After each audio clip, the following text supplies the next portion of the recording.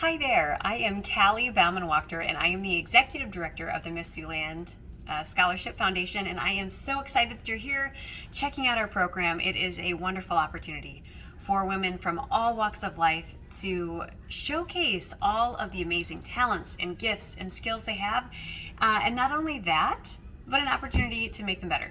So let me talk to you a little bit about the private interview. So this will comprise 30% of the overall score for the preliminary competition of Miss Siouxland.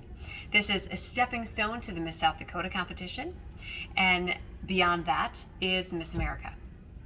So I am Miss South Dakota 2006, Callie Bauman-Wachter, and have been the executive director of this program since 2009. For the private interview, here are some tips and tricks. So there is a 30-second opening that you will have the ability to share whatever information you'd like to start out with straight out the gate. And the interview begins a 9-minute question and answer session and then ends with a 30-second closing. So typically candidates prepare something or have a couple different topics that they may want to make sure that the judges are aware of. It is time that you can choose to use or choose to leave on the table. That is completely up to you as a delegate, and it may really depend on where the interview goes or certain things that you again want to be sure that the people that meet you in that private interview make sure that they remember about you or take away. As far as wardrobe goes, something that's age appropriate and would be appropriate for an interview.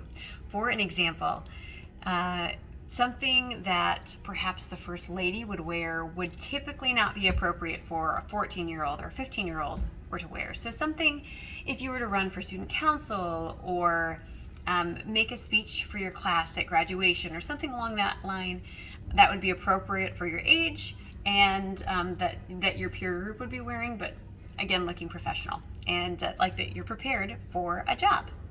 Okay? So questions that they can ask. So you will prepare and send in a fact sheet and a community service initiative document. Both cannot be longer than 1 page. There are templates here that will be sent to you to kind of work off of to know what you're talking about. So fact sheet, again, these are just relevant, pertinent information that the judges use to share information, perhaps ask questions.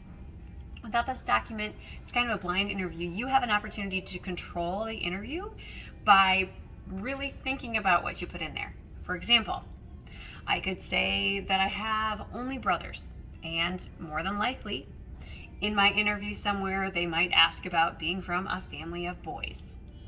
Another direct thing that you could put in: what are your career goals? What are your career opportunities? What's something that you'd like to pursue? Don't put in something that you really have no interest in and or you don't want to talk about. So really think about what you'd like to do and what you'd like to put in there. It's pretty simple. It does not need to be complicated. This is just getting the judges an opportunity to learn a little bit about you so that their questions are more tailored to you specifically, and then they can learn more about you in their 10-minute private interview. Secondarily, you will have an opportunity to explain your community service initiative. So what's a community service initiative? That's a good question. So it is essentially when you are the queen, when you are the reigning Miss Siouxland or the Miss Siouxland's teen or one of the other title holders, what idea or initiative or organization do you hope to promote in your community? So it could be in the community of Miss Siouxland in the Sioux Falls area. It could be from your hometown, wherever that may be. What are you going to do to make the world essentially better in your neck of the woods? So really deciding what you're going to do with that is important. It does not have to complete the full page. It can be a much shorter paragraph or two, but you're trying to identify the who, the what, the why, the when, the where, and the how. So who you're talking to, what you're talking to them about, why you're talking to them. So why is this even relevant? To try to get a really clear communication to that panel of judges, what you're trying to accomplish and how you plan to do it. So it could be something as simple as a mentoring program and where you weekly go and mentor to a certain age group of students. It could be as complex as writing letters to Congress and trying to get a bill passed. I mean, there are all different kinds, all different ways to do a number of things, and there is not a one size fits all, and there certainly is not a one way to success. It is very individualized and very tailored to each individual that does it. But if you have questions, I do hope that you reach out. Again, I've done this a long time. So if you're not sure what direction to go, if you're not sure which of the many things to choose from, or if you're thinking, gosh, I'm not sure if I have anything that's relevant, I think we can help you out. So I have yet to come into to meet someone and not be able to kind of come up with something that seems either a part of their passion in the future or something in their past that is extremely appropriate, and they would have a lot of content and things to share about. Let's see here. So other things that they might ask you is just information that would be relevant for the job. So they might ask you, in this situation, how would you respond? They might ask you about your commitment to your community service initiative or certain accomplishments or things that you've written on the fact sheet.